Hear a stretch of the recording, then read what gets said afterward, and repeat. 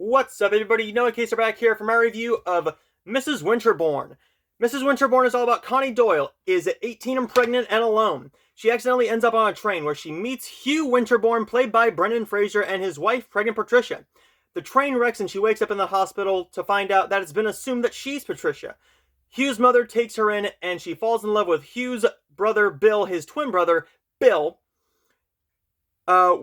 Just when she thinks everything is going her way, her ex-boyfriend shows up. This is a film that I've been wanting to see for a little bit now, because my parents had the DVD, they had the VHS, never got around to watching it. Then I got the DVD and I just decided, you want to know what?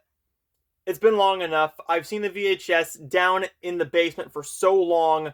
We're going to start thinking about watching the DVD. Got the DVD, watched it. This is a decent little film. It's not amazing. It has a lot of issues if you really think about it. This film is all about Connie Doyle, played by Ricki Lake, and this is a film basically about lies. This is a film about lies, because Connie Doyle is not Patricia. She barely even knew Hugh, and she's acting like she did.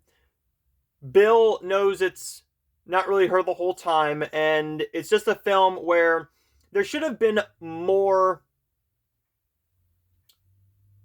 should I say, repercussions? See, I don't want to use that word. More consequences for actions here, but instead, we get a nice little comedy that does have really good chemistry between Brendan Fraser and Ricki Lake. Shirley MacLaine is fantastic in this film. There's plenty of dead giveaways where they're just like, hey, this isn't really her, but let's just make our characters dumb enough to actually believe it. But they do it in a charming way. It's hard to describe this film because I enjoyed this one overall, and I'm thinking about keeping this in the collection. But it's not a film that I'm going to say is amazing because of those issues. There's so many things that you could pick apart from this film where you should have been like, okay, you should have,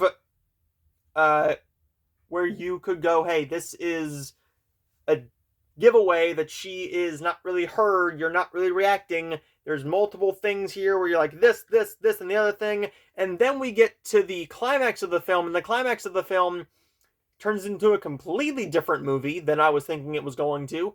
And there's a tonal shift that does not really work. It just goes, and that's it. They do a tonal shift from a romantic comedy to a crime thriller that is decent, but